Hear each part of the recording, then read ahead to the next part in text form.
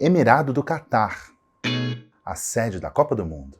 Um país atrasado. Aff. É isso mesmo, Brasil?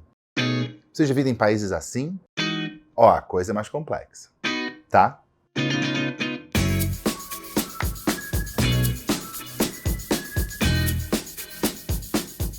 Coluna Garrone de volta, tudo bem, gente?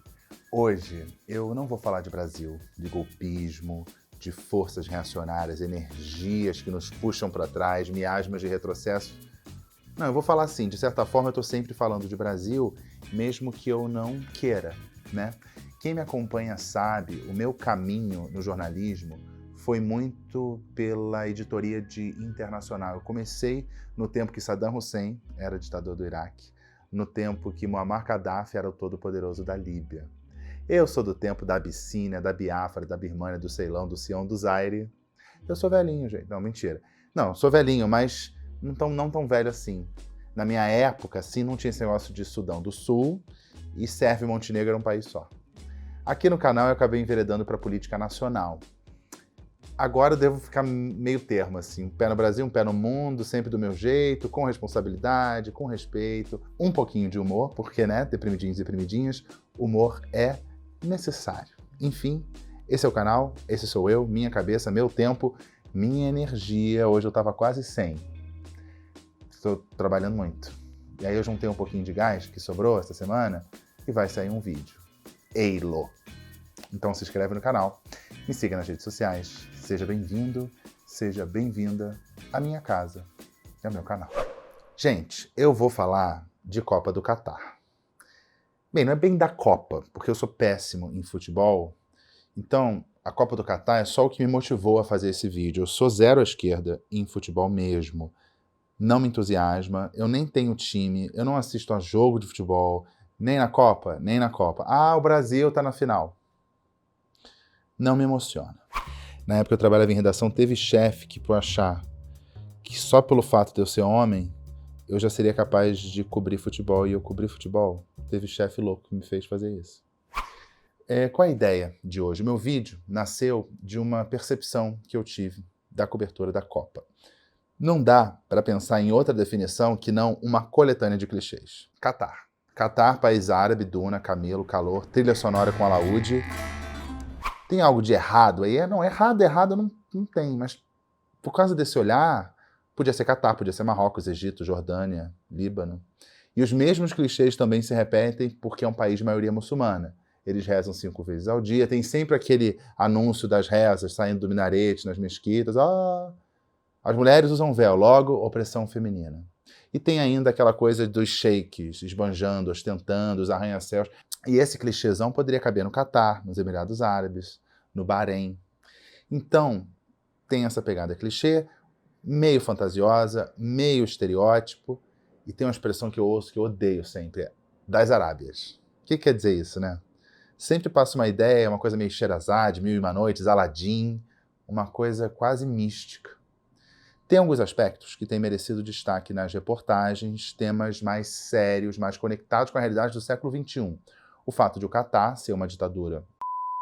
Nesse contexto, eu acho que as reportagens em geral mostram que a Copa está por trás aí de uma estratégia de soft power da monarquia do Catar para tentar suavizar a sua imagem no exterior, que tem problemas sérios. A Copa serve como uma maneira de suavizar isso.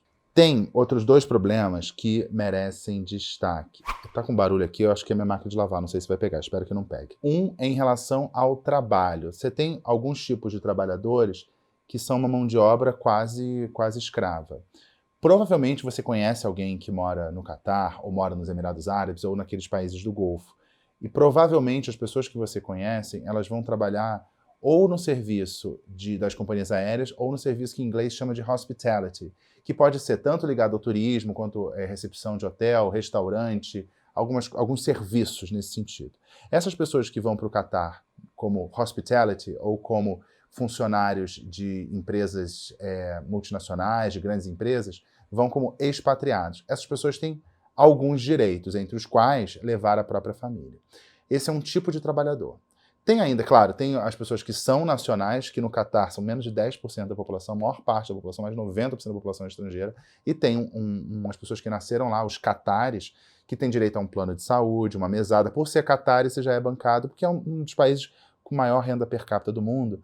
São mais de 8 vezes a renda per capita do Brasil. Mas tem um grupo de trabalhadores, e aí está o problema, daquelas pessoas que trabalham no trabalho braçal e muito na construção civil, né? Alguém tem que construir aqueles arranha-céus. E essas pessoas vêm basicamente de uma região do mundo ali. Nesse caso específico, basicamente, é claro que é mais do que isso, mas com destaque para o subcontinente indiano, né? Índia, Bangladesh, Paquistão, ilhazinha, Sri Lanka, são essas pessoas desses países.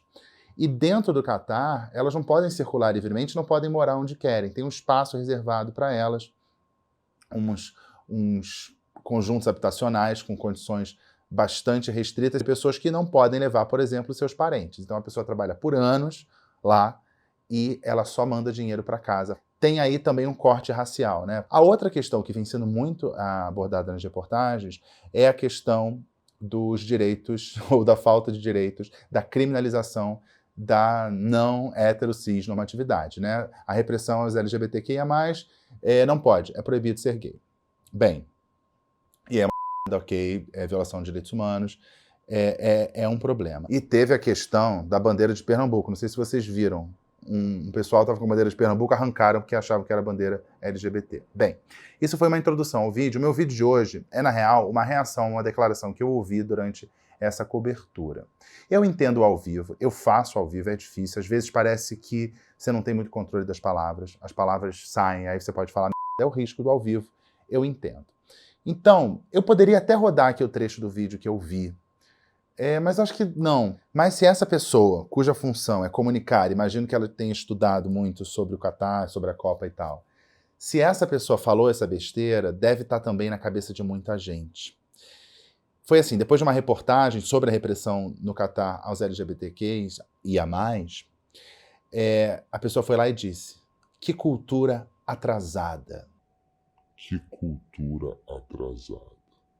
No meio acadêmico, e aqui não é um espaço acadêmico, essa ideia de que existem culturas, países evoluídos e que outros ali são ultrapassados, atrasados, essa ideia já existe uma coisa horrorosa no passado, genocídio, colonização, escravidão. Eu acho até arrogante. É como se a gente aqui no Brasil fosse superior. Como se a gente não tivesse os nossos problemas, nossas contradições, nossas bizarrices e nossas idiosincrasias horrorosas. E aí, ó, racismo estrutural, o país que exporta comida e tem fome, quase metade da população não tem nem esgoto. São muitos os problemas. O meu convite aqui é para a gente extinguir esse tipo de visão da nossa vida. Nós melhores que eles, nós e eles. Eu não estou num discurso de que não há certo e errado. Eu não relativizo tudo, não. Esse relativismo extremo eu também acho bizarro. Muito menos estou passando pano para o Catar, que é uma ditadura rica. Mas eu pensei em compartilhar experiências pessoais, falar de países que eu visitei, sobre os quais eu li, e compartilhar como cada país, por pior que seja, tem aspectos que podem ser melhores. Mas, de novo, não existe melhor ou pior. E o meu cenário aqui é uma espécie de resumo das minhas viagens, tem um pouquinho de várias coisas aqui, porque esse sou eu, as viagens me formam. Tá, e aí eu não tem qualquer critério além do aleatório, tá? Para eu ficar listando esses países e o que esses países me ensinaram. De novo, não é certo ou errado, não é melhor ou pior. Grécia. Como a Grécia é um destino turístico muito cobiçado, principalmente no verão, a Grécia nos ensina como o turismo desenfreado prejudica a qualidade do turismo. Israel. Israel é uma coisa muito louca, né? Porque Israel é um país micro. Você pode cruzar do extremo norte ao extremo sul em menos de 6 horas. E uma coisa que faz a gente pensar em Israel é como a seca da terra mesmo, né? É uma coisa que pode ser superada com a tecnologia. Eles já fizeram isso em terreno completamente árido e arenoso. E você consegue construir hortas, plantações, estufas, produzir frutas tropicais num ambiente árido. E faz a gente refletir sobre o Brasil. Será que a seca no Brasil é alguma coisa que mostra o quão a gente é incompetente? Ou quão a seca é importante como uma indústria para alimentar e manter no poder sempre as mesmas pessoas? Itália. O que a Itália faz a gente pensar? Uma valorização da comida local, né? Se você vai num restaurante de uma cidade pequena, o queijo usado naquela comida não é o queijo, não é cream cheese. Não tem cream cheese. Não tem. Aqui que a gente faz sushi com cream, não tem cream cheese. Você vai usar o queijo da localidade, com a massa feita no local, com o vinho da região. Então, um respeito pela comida. A gente acha chique aqui, botar sal do Himalaia, comer um kiwi da Nova Zelândia, né, e comer tâmaras da Tunísia. Na Itália, você valoriza o local. A gente tende a desprezar o local. Suíça. A Suíça é importante existir para a gente pensar que aquilo ali é possível. Tem toda uma argumentação de como e por que a Suíça é tão rica, de onde vem tanto dinheiro, né? Eu vi um documentário muito interessante que era sobre a exploração de diamante na República Democrática do Congo, o ex-Zaire, que mostrava como a riqueza do diamante não ficava na República Democrática do Congo. A principal reserva desse dinheiro estava na Suíça, que não produz um diamante. Então tem esse contexto também, mas faz a gente pensar que aquele funcionamento, a precisão das coisas, do funcionamento das instituições é possível. E tem uma coisa que é muito interessante na Suíça, que é, por exemplo, você ter parlamentares que não são parlamentares como profissão, mas pessoas que vão trabalhar usando o transporte público. Portugal tem uma política de drogas muito diferente da nossa, da nossa, porque lá é descriminalizado. Você passa por uma região bastante turística de Lisboa e tem pessoas oferecendo droga para você. Isso dá um bug na gente que sempre vai associar a venda de drogas ao crime. E em Portugal faz a gente pensar, nem sempre assim. França, a ideia de que vinha comida. E aqui a gente não, né? Mas há quem xingue o Lula de pinguço, como se o consumo de bebida alcoólica fosse algo ofensivo, né? Finlândia. A Finlândia, para mim, mostrou como um lugar que, aparentemente perfeito, tudo funciona, tudo lindo e tal, pode ser absolutamente chato. A perfeição não é o caminho da felicidade. E eu tive um contato com professores de ensino infantil na Finlândia. E muito bizarro, porque pela primeira vez eu vi professores falando que amavam a vida de professor, que ser professor era maravilhoso, que eles podiam engajar os alunos, eles gozavam com o aprimoramento do aluno. O que no Brasil a gente vê professor basicamente reclamando das condições de trabalho. Ele tem assim, uma ideia de magistério ideal e as condições para esse ideal ser posto em prática são péssimas. Eslovênia. Eslovênia fica ali, Itália, Croácia, Áustria, tal. Quando você vai para a Eslovênia, a capital da Eslovênia não tem muitos pontos turísticos, né? Você vai ver, assim, não tem muito ponto turístico. E é um lugar ótimo. O que me fez pensar que viajar em busca de pontos turísticos é uma coisa meio sem sentido, né? Eu viajo para ter experiências legais, viver momentos especiais, e não para buscar ponto turístico, né? Porque a gente parece que o ponto turístico é uma foto que você busca para o Instagram. Que o legal da cidade é a sua complexidade, a sua idiosincrasia e tal. Ponto turístico é um negócio que você vai e no meio do caminho tem um monte de coisa. É quase um destino, mas o legal é o caminho até o seu destino. Islândia. Islândia me fez pensar sobre uma coisa interessante. Islândia é um país rico, né? Renda média muito alta. São pessoas ricas, né? Ou pelo menos um país de classe média alta, assim, com muito pouca desigualdade, né? Desigualdade. E o que eu percebi? Aqui, o que é sinal de riqueza no Brasil? A gente transpõe sinal de riqueza basicamente para marca, né? Eu sou um pouco alheio a isso. Obviamente, como brasileiro, é muito difícil a gente fugir da questão das marcas, como uma espécie de ratificador de condição social, de status, de importância e tudo mais. Na Islândia, o que eu vi? Eles têm lá, é frio pra caramba, né? Islândia, Iceland, né? Terra do gelo. É frio. E eles usam muito as marcas de roupa local. Tem uma espécie de lã, uma gola que é decorada assim. Vou tentar botar uma imagem, não sei explicar muito bem. É específico de lá. E aquilo ali é a moda local. Você não precisa estar frio, eu não vou usar as marcas de frio que a gente associa a marcas de roupa de frio. E aquelas marcas mais esportivas de roupa de frio, tem uma marca local e eles usam. Então, são pessoas ricas, mas não precisam ostentar. Então é um lugar da anti-ostentação. Isso me fez pensar. A Austrália me fez pensar numa coisa que eu acho muito interessante, que é a cidade de Sydney. A cidade de Sydney é do século XVIII, né? Século XVIII o Brasil já existia, e assim, enquanto Sydney era uma vila, o Rio de Janeiro já era a capital do Reino Unido, de Portugal e Algarve, né? E você vai a Sydney hoje, é uma cidade funcional, organizada, desenvolvida, limpa, segura. Aí você fala, porra, o Brasil começou bem antes, podia, né?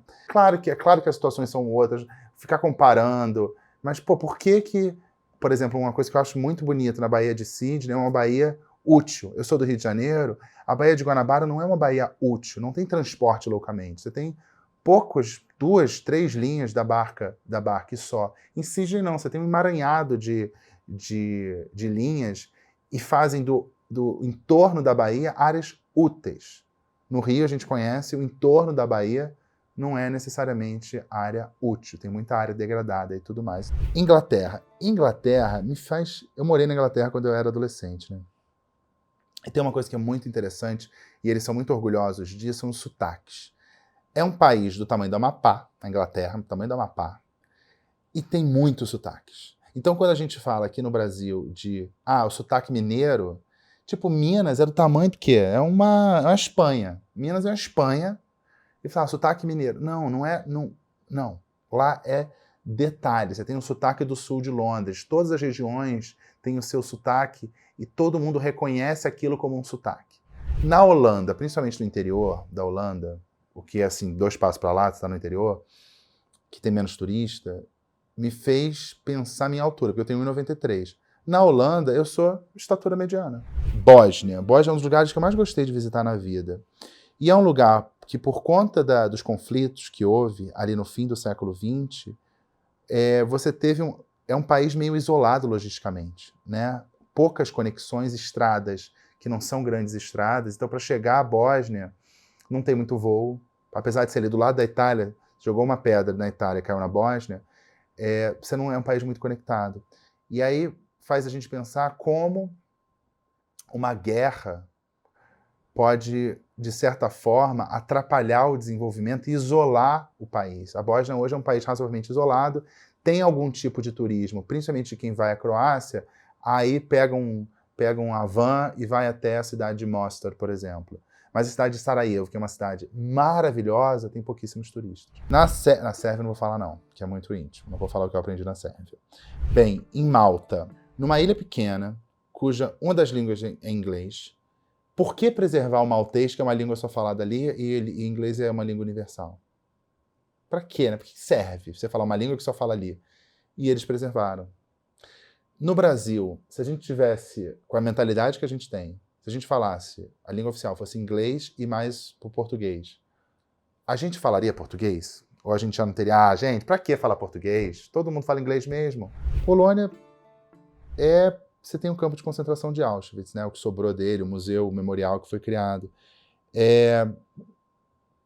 E a gente pensa, por exemplo, trazendo pra gente, né? A ideia de nunca esquecer e tá lá.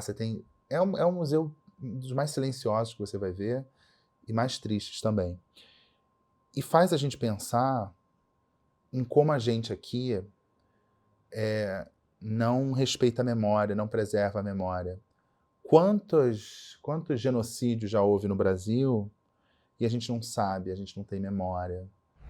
A Alemanha, e ainda no campo semântico ali do campo de concentração, faz a gente pensar, e isso é importante para o momento que a gente vive, do compromisso que a Alemanha assumiu de desnazificar o país, de fazer com que as instituições fossem desnazificadas, que a educação fosse revolucionada. E isso é visível. Não apagar, mas deixar muito claro o que foi aquele horror para não se repetir. E me ensinou que esse trabalho de desradicalizar um país é uma decisão de Estado, e é doloso, né? Assim, gente, a gente vai andando e a gente vai esquecendo, e aí passou, nazismo, esqueci. Não esquecer não. É lembrar para não repetir. Estados Unidos, gosto de alguns lugares mais que outros. Mas a ideia do excesso me incomoda um pouco. tudo é muito carros grandes, muita comida. Isso aí é uma coisa que faz a gente pensar, pra quê, né? Pra que tanto excesso? É uma coisa que faz a gente pensar. Tem gente que acha que o objetivo de todo mundo devia ser virar nos Estados Unidos. Eu acho que não é, porque não teria planeta que aguentaria todos esses excessos. E tem algumas coisas que não são visíveis na cultura americana, que as pessoas não sabem ou preferem não prestar atenção, são problemas muito sérios, né? A questão do racismo, que é algo que a gente compartilha, né? Apesar dos negros lá serem uma minoria mesmo, e aqui não, é bom a gente fazer essa diferença, mas é bom ressaltar e aprender como eles pensam o racismo, estudam o racismo. O debate sobre racismo está muito mais, eu não digo avançado, mas muito mais ubíquo, está na imprensa. Aqui a gente ainda faz um debate sobre é importante ser antirracista, é mais do que isso, eles já estão mais desenvolvidos. Então tem problemas como o racismo, e tem um problema que é sério, que é a dependência de opioides. As pessoas viciadas em remédio para dor. Isso tem uma epidemia nos Estados Unidos de opioide, que é uma coisa que não se fala. Mas tem uma coisa que é interessante que faz a gente pensar. Tudo isso faz a gente pensar, que a gente faz relações o tempo inteiro com o Brasil. Você vê que o tempo inteiro que eu estou falando aqui, eu estou falando de país, mas eu estou falando do Brasil. Olha como eles tratam esse assunto diferente. Em todos os países, olha como eles tratam diferente da gente. Quem está certo e quem está errado é um debate, mas assim, a visão que a gente tem sobre os assuntos não é uma visão única, a visão certa, é uma visão, é só uma visão. E olha como outros países tratam o mesmo assunto. Um assunto que é mais recente nos Estados Unidos, que dá para a gente comparar, é a questão da legalização da cannabis. Lá, estado atrás de estado, sejam estados mais republicanos, mais conservadores, estados mais democratas, estado atrás de estado, descriminalizando, legalizando, e aí cada estado tem a sua regra, uns são só para uso medicinal, mas cada vez mais o uso recreativo está liberado, você compra como se fosse um remédio na farmácia. Até mais fácil que um remédio na farmácia, porque você não precisa de receita, o que você precisa é identificar que você é um maior de idade, portanto, pode consumir aquilo. Aí você olha, imagina alguém que na Califórnia, no Colorado, no Arizona, sei lá, qualquer estado que tenha uma política de drogas nada repressiva, vai olhar para o Brasil e falar assim, que atraso. Vocês usam uma estrutura de Estado, estrutura de polícia para impedir que as pessoas tenham acesso a uma planta? Que atraso, né? A ideia de que legalizar a cannabis, consequentemente, você gera aumento dos problemas de saúde, aumento da criminalidade e um vício geral da população, está se provando nos Estados Unidos e em vários outros países que liberaram também, como é uma espécie de pânico em cima de uma ideia preconceituosa sobre uma planta. Mas aí a gente fica meio que pagando pau para país desenvolvido, e essa não é a ideia, porque eu não acho que tem essa hierarquia. E aí eu vou trazer uma outra lista de países que as pessoas podem vir a achar que são países mais atrasados, mas que fazem a gente pensar ou que a gente tem situações que a gente pode julgar que são melhores, que eles fizeram escolhas erradas, ou que um país que você pode até achar que tem vários problemas graves, apresentou ali soluções, ovos de Colombo, soluções para problemas que a gente não consegue superar. Eu vou dar exemplo e vocês vão entender. Tá, então vamos lá. Desses países que talvez as pessoas olhem com um certo preconceito. Irã, uma ditadura, concordamos. Indo para o Irã, você provavelmente ficar incomodado com uma teocracia. A teocracia é uma coisa horrorosa, que implica, por exemplo, eu podia falar horas, mas vou dar um exemplo, que é a polícia moral. Funcionários públicos que são responsáveis por punir as pessoas por conta da roupa, do uso inadequado da roupa. Então, se a mulher mostrar um pouco demais, mostrar um pescocinho, uma canela e tal, ou se o homem usar bermuda, isso pode ser punido. Aí você fala, que coisa horrorosa.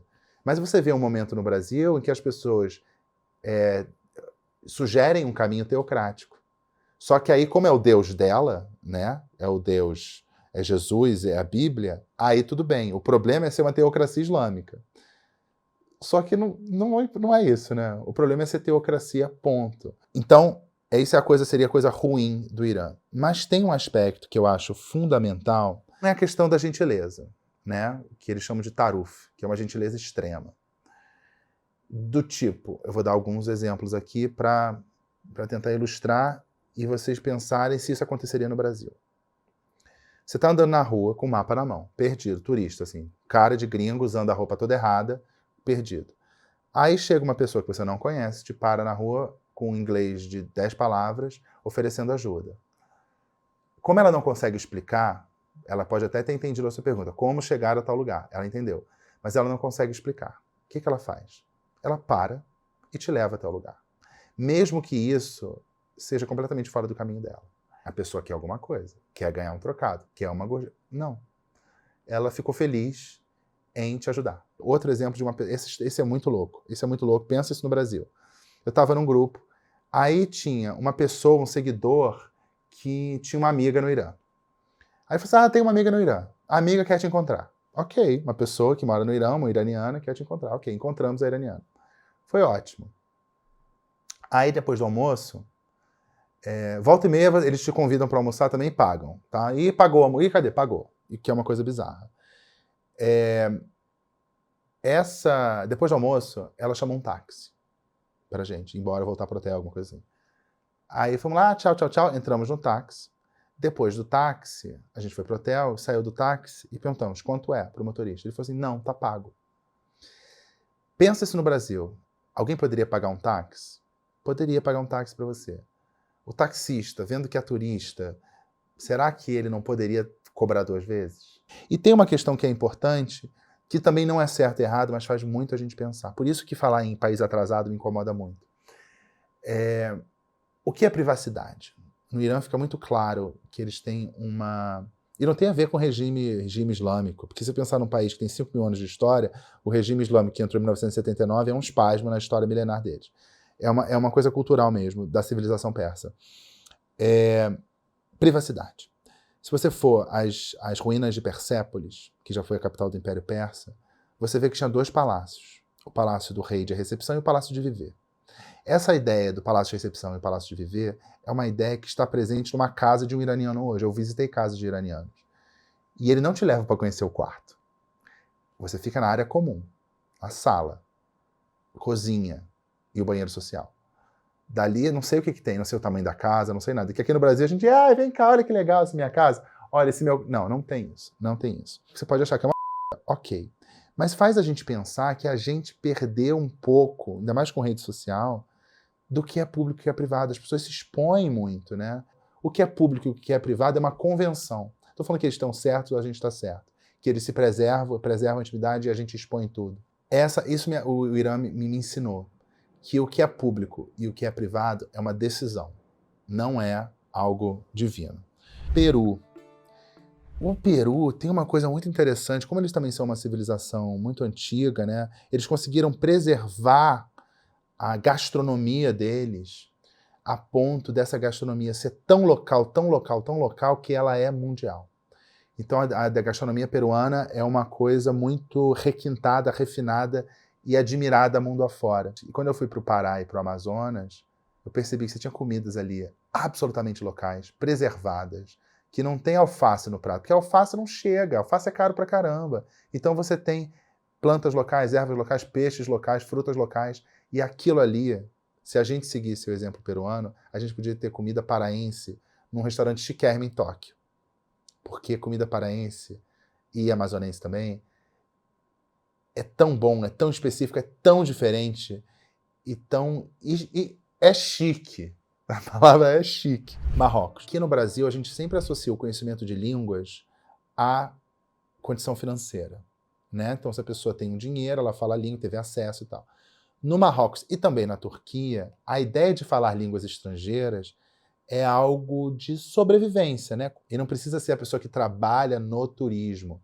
Como aquilo ali é meio que um lugar, aparentemente, de passagem de um monte de gente, falar línguas é uma coisa possível, não é uma coisa que você precise de dinheiro. E no Marrocos eu vivi uma situação, assim, trivial. Eu estava num ponto turístico, em Rabat, que é a capital. 2 caras chegam, me abordam, com uma roupa qualquer, assim, não tinha nenhum distintivo, e falou, o que vocês estão fazendo? Eu falei, sou turista, estou fazendo imagem. E eu, quando viajo, faço imagem. Não sei o que eu vou fazer com a imagem, mas eu faço imagem porque é um acervo pessoal. Aí ele falou, apaga. Aí eu apaguei uma, e ele falou, apaga, deixa eu ver tudo. Enfim, apaguei tudo. Quem era aquele cara? Não sei. Não sei, mas num regime ditatorial, você não entende a regra, você é estrangeiro, chega um cara e fala apaga, você apaga. Não tem como você falar, minha liberdade. Não tem esse discurso. A ditadura nunca se manifesta como ditadura, né? Ninguém se diz ou eu sou um ditador, eu estou a serviço de um regime ditatorial. Então eu vivi essa situação e como jornalista... Etiópia. Eu passei por uma situação que eu estava num carro confortável com motorista, ar-condicionado, subindo um morro para chegar ao mirante e poder admirar a bela Addis Abeba.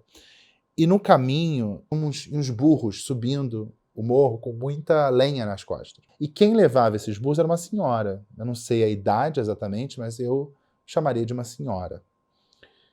E além de conduzir os burros morro acima, o que já era um trabalho pesado, ela carregava lenha nas costas.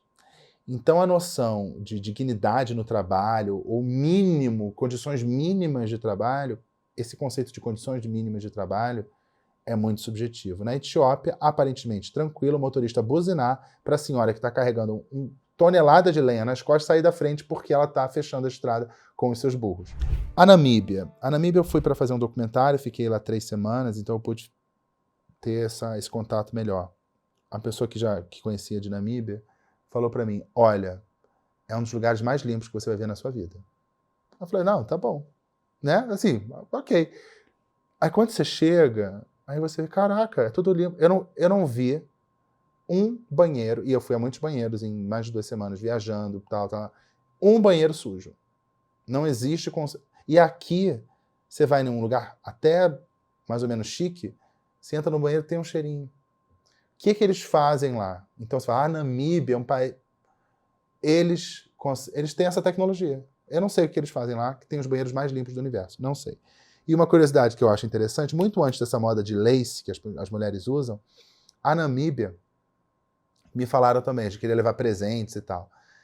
E eu falei assim, leva cabelo. Cabelo é o presente que as mulheres adoram receber. Aí eu falei, cara, eu não levei cabelo, né? Porque eu não sei nem comprar cabelo. E quando a gente chegou lá, assim, peruca era uma coisa assim, super da cultura deles, como se fosse, sei lá, né? Todas as mulheres usavam peruca. Aí eu falei, gente, que legal. Se você olhar com um olhar crítico, com esse olhar do atraso, você fala assim, nossa, que coisa. Aí quando a Beyoncé começa a usar lace, e isso vira uma moda mundial, aquelas mulheres eram atrasadas ou elas eram vanguardistas, né? Então a Namíbia tem muito... Eu podia falar um vídeo só de Namíbia, que eu adoro Namíbia. África do Sul. A gente fala muito aqui, tenta se debater o legado da escravidão. E lá você tem um legado que é muito interessante, que é o legado do apartheid. E logo depois do apartheid, você teve um regime democrático de maioria negra que tenta ainda reverter os efeitos do apartheid. O apartheid foi muito mais curto que a nossa escravidão. E você teve cotas não só na educação, mas cotas inclusive no mercado de trabalho, envolvendo empresas e tal. E aqui no Brasil, quando a gente fala em cota universidade, só universidade.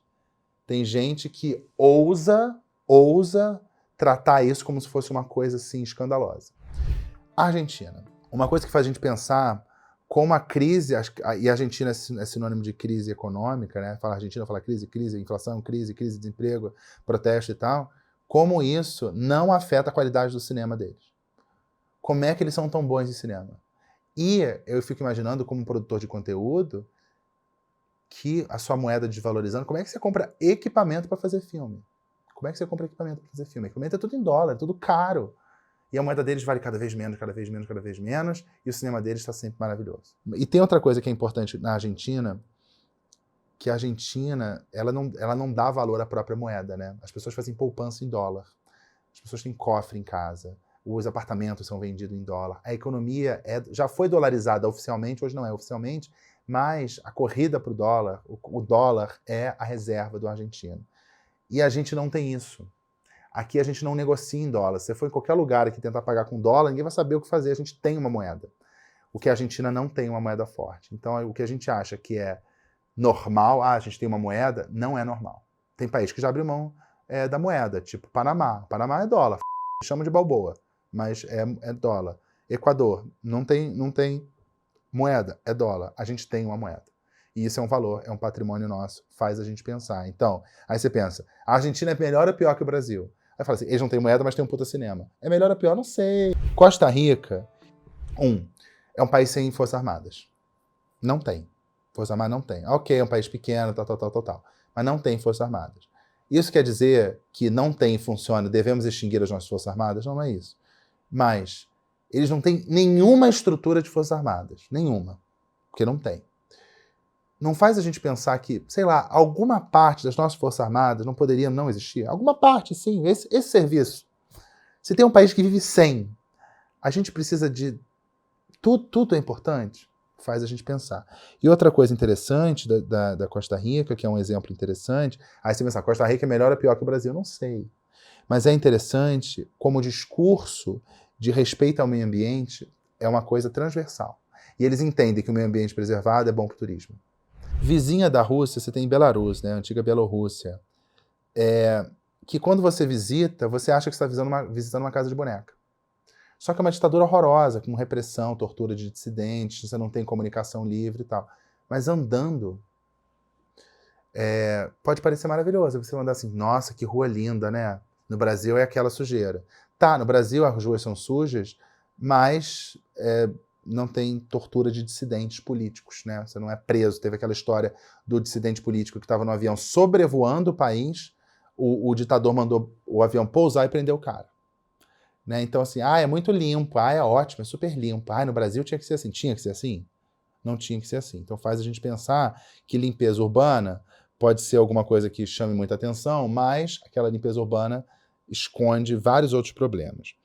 Coreia do Norte. Agora eu falo assim, Coreia do Norte, não dá para falar que a Coreia do Norte é atrasada. Realmente, é muito difícil você não falar que a Coreia do Norte é um país atrasado. De qualquer forma, traz reflexões pra gente. Eu vou trazer uma aqui, eu vou encaminhar para o fim, porque eu acho que eu estou falando demais. Como o ser humano é capaz de acreditar em qualquer coisa. Porque na Coreia do Norte, porque assim, se um brasileiro nascesse na Coreia do Norte, fosse criado na Coreia do Norte, ele ia acreditar naquilo. Você vê imagens, e uma sociedade muito militarizada, né? Eu acho que dos países é o país percentualmente com o maior número de pessoas militarizadas, que se fazem parte do exército ou são reservistas, Coreia do Norte. Pessoas que tratam o que a gente chama de ditador, e para eles é o caro líder, é alguém que tem um status de semideus. É um cara que nasceu de uma mágica, ele tem habilidades mágicas. E as pessoas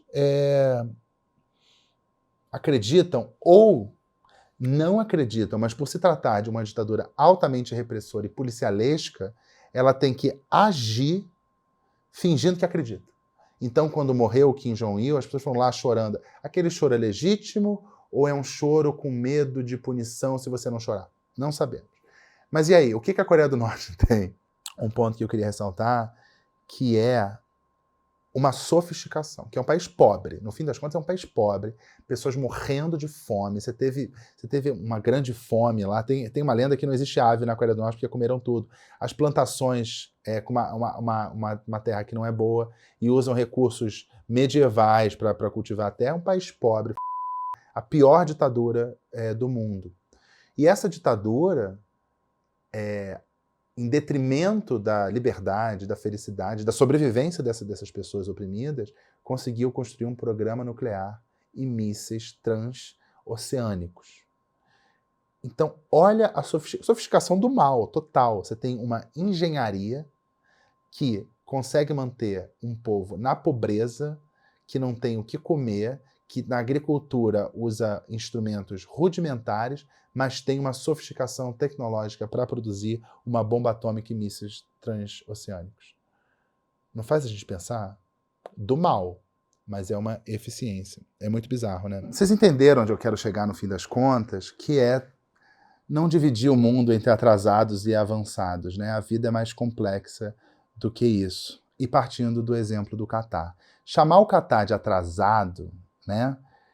Já foi um protetorado britânico, hoje é dono de meia Londres, avança sobre Nova York, tem as companhias aéreas bilionárias, tem time de futebol, claro, petróleo, a renda per capita é quase 10 vezes a renda do Brasil. Não dá para chamar de atraso. Atraso não dá conta da complexidade do país. Falar atraso é muito pouco. Mas eu vou além. Se do Catar não dá para falar, não dá para falar de país nenhum, porque tem até pelos piores motivos possíveis, nações que têm a ensinar pra gente, né? Trilharam outros caminhos, países que deram muito errado e até nos ensinam, né? O caminho a não seguir. Até nesse sentido, a gente tem que ter um olhar mais carinhoso, né? E conhecer a complexidade dos países nos ajuda a ter uma visão complexa do assunto. O Catar não é o país do atraso, isso não quer dizer que não seja homofóbico, não seja uma ditadura. Tem uma elite bem formada, com acesso ao melhor que o dinheiro tem a oferecer, né? Sofisticado, uma elite viajada, vivida, que sabe o que tem nos países ocidentais, que tem casamento gay, que tem acesso às drogas, e as sociedades não ruíram. Então tem uma hipocrisia ali. Tem uma juventude rica, bem formada, que consome o que o capitalismo tem a oferecer, músicas, modas, ideias, isso tudo está lá. E quando fala nessas hipocrisias, a gente tem que pensar nas nossas hipocrisias. Mas, no fim das contas, tem um software que só tem no Brasil, que eu acho fantástico, que nenhum lugar tem. A gente tem, acho que uma herança africana que dá um pouco do toque, do abraço, do beijo, o sexo sem nóia, sem puritanismo. As pessoas deitam no colo uma da outra, tem toque, os corpos são mais próximos. A gente tem carnaval, né? O que eles chamam de orgia, a gente chama de suruba, o que é completamente diferente. A nossa música, o chinelo de dedo. E é justamente isso que muitos turistas, os estrangeiros, buscam na gente aqui. Por que eles vêm para o Brasil? Por isso. É um borogodó, não tem tradução, né? E faz disso esse país maravilhoso, né? Imagina se alguém olha para o Brasil, que eu acho super esse país gostoso, de gente que rebola, que tem um conceito de passar o rodo, bloco de carnaval, um chorinho que você pede pro cara do bar. Você tem festa no aniversário do ônibus que você pega todo dia pro trabalho, você tem bossa nova, você tem samba.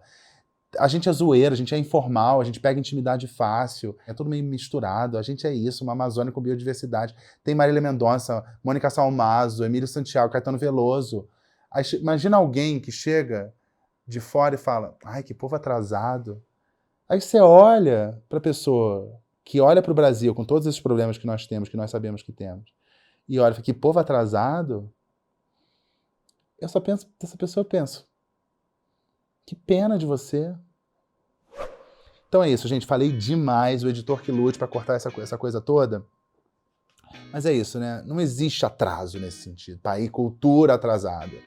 É tudo complexo, né? A gente tem muito a ensinar e muito a aprender. Essa é a lógica. Como eu já falei muito, e eu tenho que compromisso, porque hoje, toda hora, hoje 2 e pouco da tarde, eu tô parando para gravar 2 e pouco da tarde.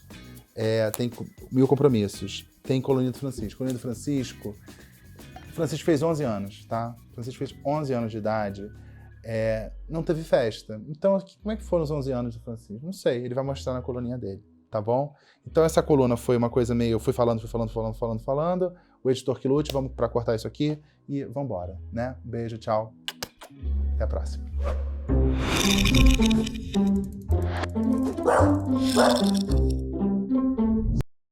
Aniversariante, 11 anos, gente. Olha como ele tá jovem. E sabe por que ele tá assim? Desesperado. Ele tá desesperado. Sabe por que ele tá assim? Porque eu resolvi dar um presente. Calma, Francisco. Deixa eu contar a história.